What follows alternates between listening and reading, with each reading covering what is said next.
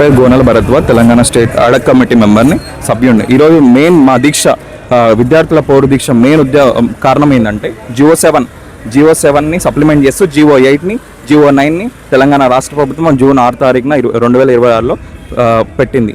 దాని ముఖ్య ఉద్దేశం ఏంటంటే డీబీటీ ట్రాన్స్ఫర్ ద్వారా, అంటే డైరెక్ట్ పేమెంట్ విద్యార్థి ఖాతాలోకి వెళ్తుంది అంటారు. ఇది 250 ఆగస్ట్ 15 ఫస్ట్ ఫేజ్ వరకు వేస్తా అంటారు. ఇది ఎంతవరకు అంటే మీరు చేతులు దులిపేసుకుంటుర్రా, విద్యార్థుల ఖాతాలు వేసి మాకేం సంబంధం లేదు, కాలేజీలు విద్యార్థులే కొట్లాడుకోండి అంటే. ఒకవేళ హైకోర్టు ఏమంటుంది, ఈ ఆగస్టు 15 వరకు విద్యార్థులు చెల్లించలేని పక్షాన ఒకవేళ రాష్ట్ర ప్రభుత్వం మీ భరోసా అయింది, ఇప్పటి వరకు ఎన్నో హామీలు చెప్పారు, ఎన్నో ఫ్రీ బిల్ ఇచ్చారు, మహిళలకు అంతే ఇస్తా అంటారు, తులం బంగారం అవైతే ఇవ్వలేదు కదా. ఇది కూడా అంతే, దాదాపు 10,000 కోట్లు రిపోర్ట్స్ ప్రకారం, నార్మల్గా ప్రైవేట్ కాలేజ్ రిపోర్ట్స్ ప్రకారం 8,000 నుంచి 10,000 కోట్లు. అది ఎంతనో నిజం చెప్తారు, అది బయట పెట్టండి మీరు ఎంతనో. 250 అంటే వేసుకుంటా 4 ఫేజెస్లో వేసుకుంటా పోతే ఎన్ని రోజులకి అవుతుంది?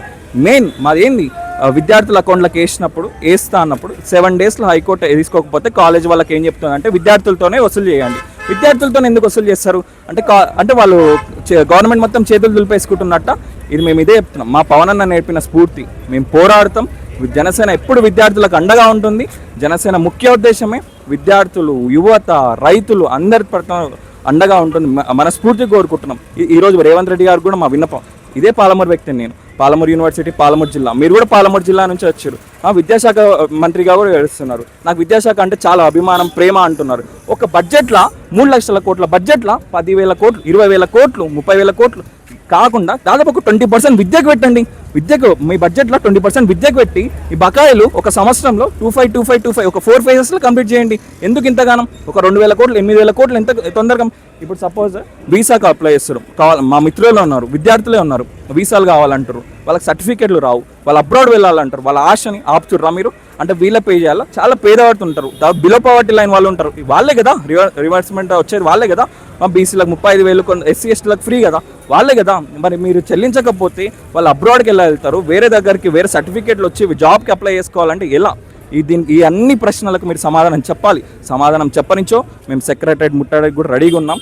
స్టూడెంట్స్ని జెండాలు పట్టుకోవడానికి ఎలక్షన్లలో అయితే స్టూడెంట్స్ కష్టపడినంత కాంగ్రెస్కి ఎవరు కష్టపడలేదు. ఇదే చూడండి, ఎమ్మెల్సీగా పదవులు పొందిన విద్యార్థి నాయకులు బల్మూరు వెంకటన్న కూడా విద్యార్థుల పట్ల NSU అనే ప్రెసిడెంట్గా కూడా చేశాడు, ఎమ్మెల్సీ అయ్యిండు. మరి అన్న చెప్పలేడా, అన్న నా విద్యార్థుల నేస్తులకన్నా ఫీజు బకాయిలు ఇంకా చెల్లించలేదు అని చెప్పొచ్చు కదా. అంటే పదవులు వచ్చిందాడే మర్చిపోతారు విద్యార్థులను మర్చిపోతారు.